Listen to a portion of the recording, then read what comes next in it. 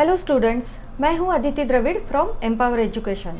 तो आज हम आपके लिए एक नया संस्कृत का वीडियो लेकर आए हैं जिसका नाम है अशुद्धि संशोधनम। तो आपके क्वेश्चन पेपर में एक क्वेश्चन आता है अशुद्धि संशोधनम, यानी कि जो वाक्य दिए होते हैं वहाँ पर अशुद्ध शब्द एक होता है, अधोरेखित शब्द होता है। तो उस अशुद्ध शब्द की जगह हमें शुद्ध शब्द रखना होता है, करना होता है, ताकि वो वाक्य जो है वो पूरा शुद्ध बने। तो अंत तक हमारे साथ बने रहिए और आज का ये जो टॉपिक है हम उसके कुछ नियम देखेंगे, उसके कुछ उदाहरण भी देखेंगे और उस उदाहरण को हम सॉल्व भी करने वाले हैं। तो आइए चलते हैं, हमारा ये जो टॉपिक है अशुद्धि संशोधनम। तो उसके जो नियम हैं, वाक्य में अशुद्ध शब्दों को शुद्ध करने के लिए निम्नलिखित नियमों का स्मरण रखना चाहिए। तो एक के बाद एक हम ये सब नियम देखने वाले हैं। वाक्य किस काल का है?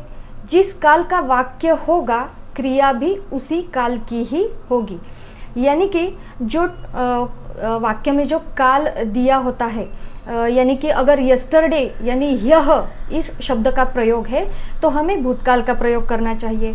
अगर वाक्य में श्वः या परश्वः ऐसा उदाहरण आया है तो उस जगह हमें भविष्यकाल यानी कि लुट लकार का प्रयोग करना चाहिए। तो और अगर प्रेजेंट टेंस यानी वर्तमान काल का ही जो क्रिया है तो वहाँ पर वर्तमान काल का रूप ही हमें लगाना चाहिए। तो लकारों का संबंध जो है वो काल से होता है। जैसे लट लकार का प्रयोग वर्तमान काल हेतु, लंग लकार का प्रयोग भूतकाल हेतु और लुट लकार का प्रयोग भविष्य काल हेतु किया जाता है। यदि वाक्य में अगर आज्ञा देना या लेना ऐसा उल्लेख आता है तो हमें लोट लकार का प्रयोग करना चाहिए। और अगर विनय, प्रार्थना अथवा अनुज्ञा इसका अर्थ आता है तो यहाँ पर हमें विधिलिंग लकार का प्रयोग करना चाहिए। तो इस बात का ध्यान ज़रूर रखें कि अशुद्धि संशोधन इस प्रश्न को सॉल्व करने के लिए हमें कुछ न कुछ थोड़ी बहुत पूर्व तैयारी आवश्यक है। यानी कि लकार के जो प्रत्यय है, प्रथम पुरुष, मध्यम पुरुष, उत्तम पुरुष, ये तीनों पुरुषों के प्रत्यय सभी लकारों के हमें पूरी तरह से याद करने हैं। और अगर याद नहीं है तो हमें उसे बार बार पढ़कर उसे लर्न करना है, ताकि हम इस प्रश्न का पूरा उसका हम सही उत्तर लिख सकें। तो अगर ये आपका ये जो लकार के प्रत्यय है ये आपको अगर याद नहीं है तो इसे हमें ज़रूर याद करना ही है, तो हम ये प्रश्न सहजता से सॉल्व कर सकेंगे। तो ये हुआ लकार के बारे में नियम। तो दूसरा नियम है कर्ता और क्रियापद, इसका संबंध कैसा होता है उसी हिसाब से हमें वाक्य में उसी के अनुसार हमें उसमें बदल करना है, परिवर्तन करना है। वाक्य में कर्ता कौन है? कर्ता जिस पुरुष और वचन का होगा क्रिया भी उसी वचन और पुरुष की ही लगेगी, अन्य की नहीं। तो ये जो आपके सामने टेबल दिख रहा है ये लट लकार का है। इसी तरह से बाकी सभी लकारों के टेबल आप बना लें ताकि आपको पता चले कि कौन से पुरुष का कर्ता कौन सा है। तो हम इसे एक बार देख लेते हैं। ये जो लट लकार है, गमगच्छ ये क्रियापद है। तो प्रथम पुरुष एक वचन का क्रियापद का रूप है गच्छति। तो गच्छति यानी कि प्रथम पुरुष एक वचन ये जो क्रियापद का रूप है, उस क्रियापद को कर्ता कौन सा रहेगा? सह, सा या फिर तत्। यानी कि वाक्य में अगर गच्छति क्रियापद है और कर्ता अशुद्ध है, कर्ता का शब्द अशुद्ध है, तो हमें कौन सा कर्ता रखना चाहिए ये हमें इसे पता चलता है। यानी कि सह गच्छति, सा गच्छति या फिर तत् गच्छति।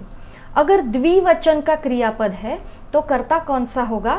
तौ गच्छतः, ते गच्छतः, ते गच्छतः।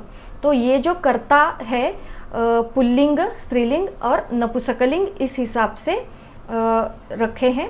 तौ बालकौ गच्छतः, ते बालिके गच्छतः, ते अपत्ये गच्छतः। इस हिसाब से हमें आगे भी अगर कर्ता ते है तो क्रियापद गच्छन्ति यानी कि बहुवचन, प्रथम पुरुष बहुवचन के वाक्य होंगे। ते गच्छन्ति, ताहा गच्छन्ति, तानी गच्छन्ति। अब ये जो है प्रथम पुरुष। आगे मध्यम पुरुष यानी कि गच्छसि, इस क्रियापद में अगर कर्ता गलत हो तो उसे सही करना कैसा करना है, तो इसका मध्यम पुरुष एक वचन का कर्ता रहेगा त्वम। त्वम गच्छसि, गच्छथः ये क्रियापद है तो कर्ता रहेगा द्विवचन का युवाम, युवाम गच्छतः। और बहुवचन में गच्छथ क्रियापद है तो कर्ता भी बहुवचन का ही होगा, यूयम गच्छथ। और फिर ये रहा मध्यम पुरुष। फिर उत्तम पुरुष का उदाहरण है अहम गच्छामि। उत्तम पुरुष का एक वचन का कर्ता है अहम, अहम गच्छामि। द्विवचन का है आवाम गच्छावह और बहुवचन का है वयम गच्छामः। तो ये रहा लट लकार का जो ये क्रियापद और कर्ता इसका टेबल। तो इस लट लकार के ही हिसाब से हमें लंग लकार, विधिलिंग लकार, लोट लकार सब और लुट लकार सभी लकारों के टेबल एक बार बना ले और याद कर लें तो कौन सा ही क्रियापद सामने क्यों ना हो, हम सही तरीके से इसको सॉल्व कर सकेंगे। तो ये तो कभी इसमें कभी भी परिवर्तन नहीं होता है, क्योंकि ये जो कर्ता रहता है प्रथम पुरुष एक वचन का कर्ता, फिर उसकी जगह यानी कि ये कभी भी परिवर्तन इसमें नहीं होता है।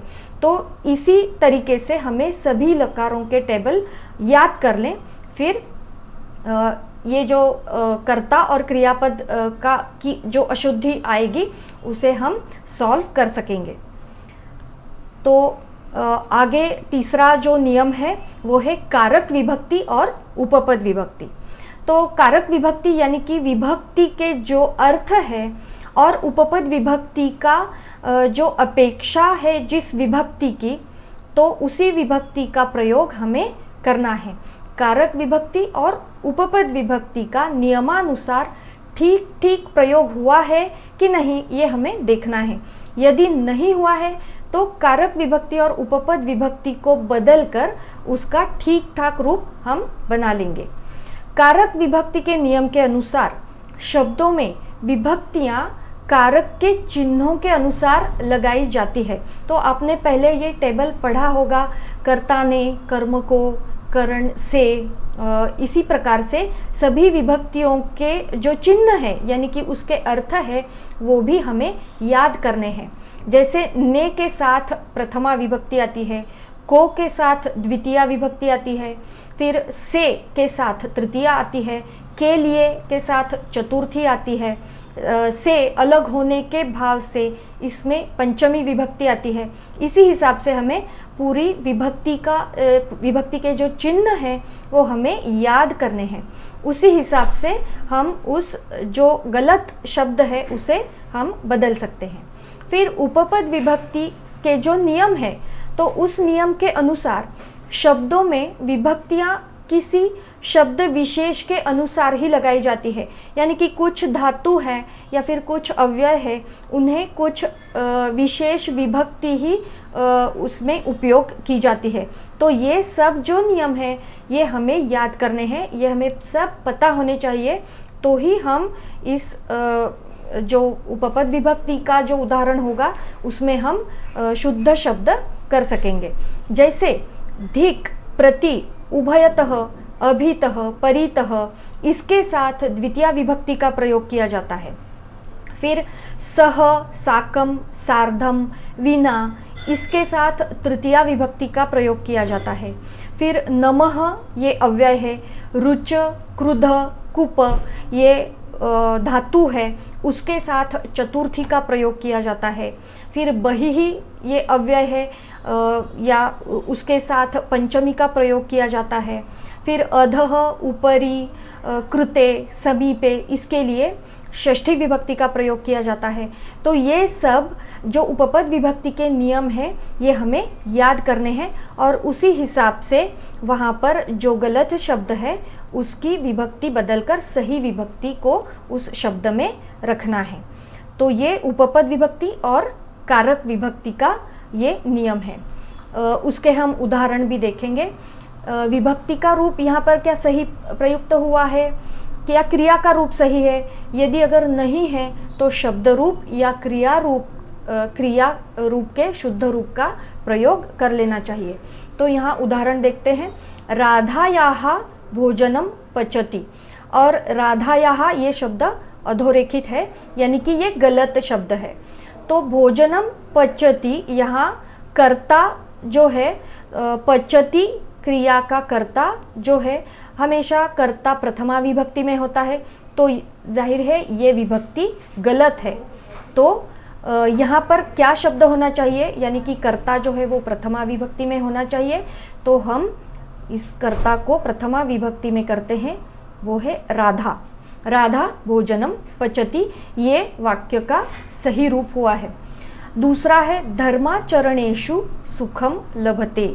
तो यहाँ पर जो ये गलत शब्द है, अधोरेखित शब्द है यानी कि गलत शब्द है, तो हमें पहले से ही पता होता है कि क्या शब्द, कौन सा शब्द यहाँ पर गलत है।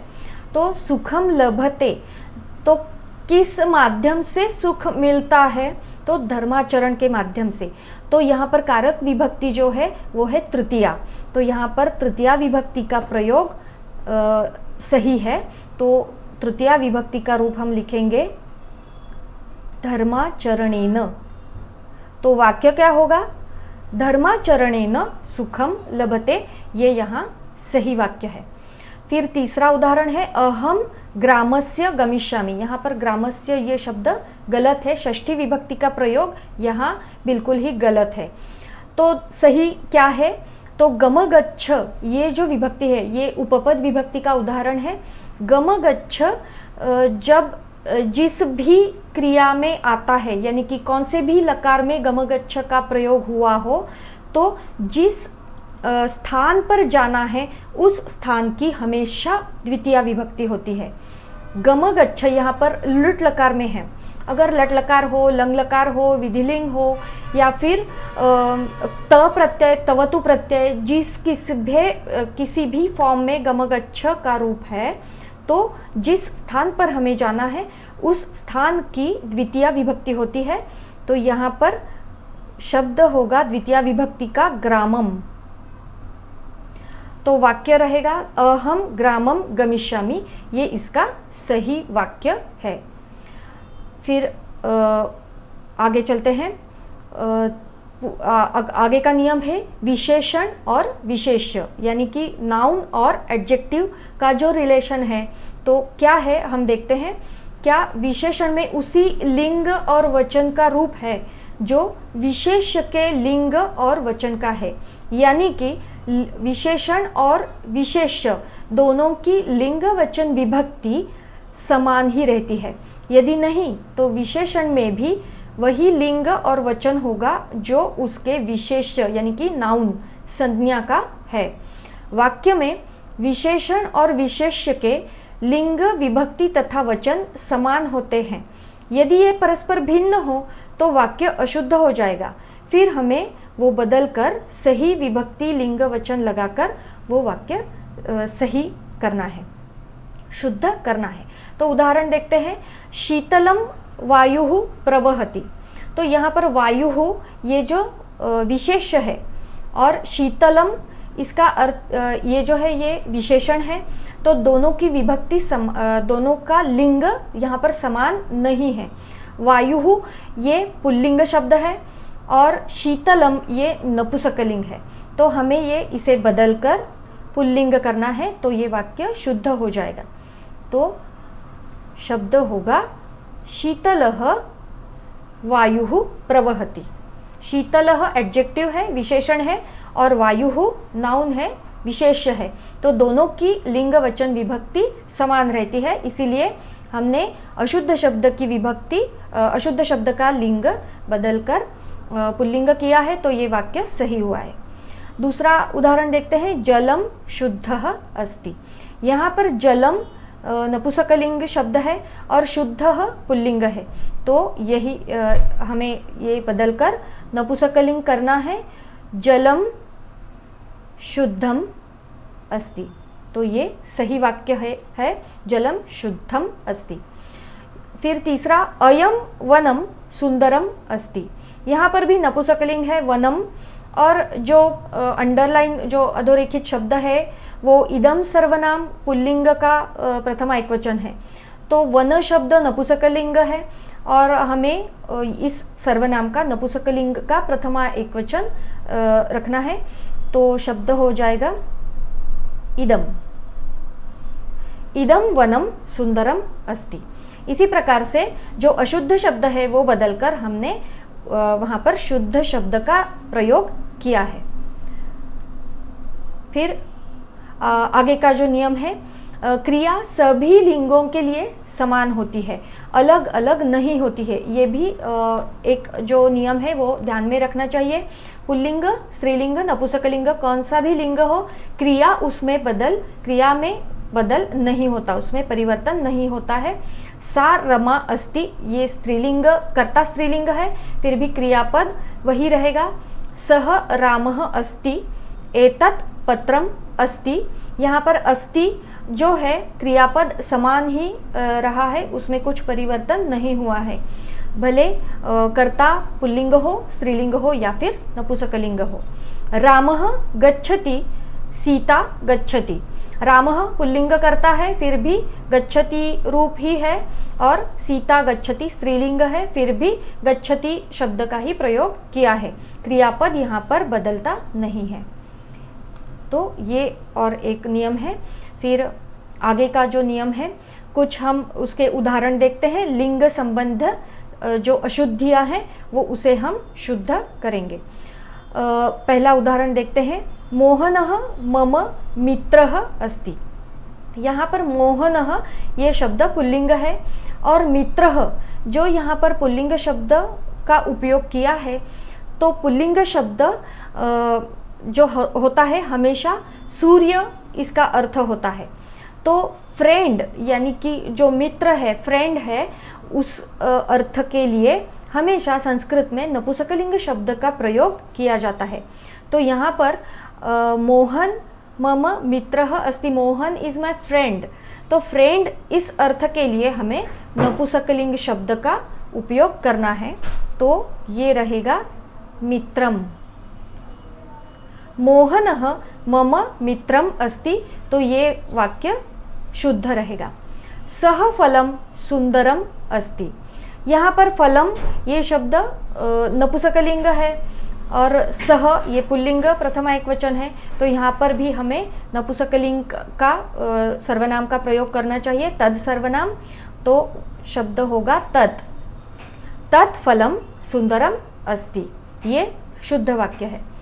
फिर तीसरा उदाहरण है, अद्य आकाशम स्वच्छः अस्ति। तो यहाँ पर आकाशम ये नपुंसकलिंग है, और स्वच्छ ये जो उसका विशेषण है ये भी पुल्लिंग है, तो ये हमें नपुंसकलिंग करना है। तो आकाशम, अद्य आकाशम स्वच्छम अस्ति, तो ये सही शुद्ध वाक्य हुआ है। फिर आगे और कुछ उदाहरण हम देखेंगे जो है वचन संबंधी अशुद्धयः। मम समीपे त्रयः पुस्तकानि सन्ति। पुस्तकानि इस शब्द से ही पता चलता है कि ये नपुंसकलिंग का बहुवचन है। तो त्रयः ये जो संख्या विशेषण है, संख्या का भी विशेषण होता है, तो यहाँ पर 3 इस संख्या के लिए लिंग का प्रयोग होता है। 1 से 4 संख्या तक पुल्लिंग, स्त्रीलिंग, नपुंसकलिंग इसमें भेद होता है। तो यहाँ पर नपुंसकलिंग का प्रयोग हमें करना है, वो है त्रीणि। मम समीपे त्रीणि पुस्तकानि सन्ति। फिर दूसरा उदाहरण देखते हैं, बालकाः उद्याने विचरति। तो विचरति ये जो अधोरेखित शब्द है ये गलत है। बालकाः ये बहुवचनी करता है, यहाँ पर बालकाः बहुवचनी है तो हमें क्रियापद भी बहुवचन में ही करना है। तो क्रियापद रहेगा विचरन्ति। तो ये वाक्य सही हुआ है, बालकाः उद्याने विचरन्ति। फिर तीसरा उदाहरण है बालकौ कन्दुकेन क्रीडन्ति।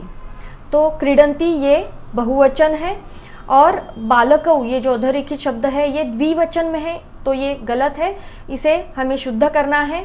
क्रीडन्ति से पता चलता है कि क्रियापद बहुवचन में है, तो बालक इस शब्द का भी हमें बहुवचन करना है, तो वो है बालकाः। बालकाः कन्दुकेन क्रीडन्ति, ये रहता है सही वाक्य। तो आगे जो है लकार संबंधी जो अशुद्धय है वो हम देखते हैं। द्वौ छात्रौ आगच्छन्ति। तो द्वौ छात्रौ यहाँ पर द्विवचन है और लकार जो लट लकार का प्रयोग है आगच्छन्ति, तो ये बहुवचन का है, तो यहाँ पर हमें द्विवचन का करना है क्योंकि कर्ता है वो द्विवचन में है छात्रौ। तो क्रियापद का लकार का जो द्विवचन है वो हमें यहाँ करना है, वो है आगच्छतः। द्वौ छात्रौ आगच्छतः। तौ विद्यालयं चलन्ति। तौ ये भी द्विवचन में है और चलन्ति, यहाँ पर चलन्ति ये बहुवचन का है, तो ये भी हमें द्विवचन में करना है, तो ये हुआ चलतः। फिर तीसरा है भवान पत्रम लिखसि। तब अब भवान जो है वो मध्यम पुरुष का करता है, फिर भी यहाँ पर प्रथम पुरुष का क्रियापद लगाते हैं। भवान जब कर्ता में आता है तो यहाँ पर भवान का जो क्रियापद रहेगा वो प्रथम पुरुष का रहेगा, ऐसा नियम है। तो लिखसि ये मध्यम पुरुष का है, वो बदलकर हमें प्रथम पुरुष का करना है, वो है लिखति। भवान पत्रम लिखति, ऐसा इसका शुद्ध रूप हुआ है। तो ये सभी वाक्य हमने शुद्ध किए हैं। तो जितना भी आप इस अशुद्धि शोधन का जितना भी आप प्रैक्टिस करो उसी तरीके से, तो ये जो क्वेश्चन रहेगा तो आप उसे सही तरीके से और बहुत जल्द ही सॉल्व कर सकेंगे। तो अगर आपको ये वीडियो अच्छा लगा हो तो उसे लाइक और शेयर ज़रूर कीजिए, और भी ऐसे एजुकेशनल वीडियोज़ अगर आपको चाहिए हो तो हमारे चैनल को ज़रूर सब्सक्राइब कीजिए। धन्यवाद।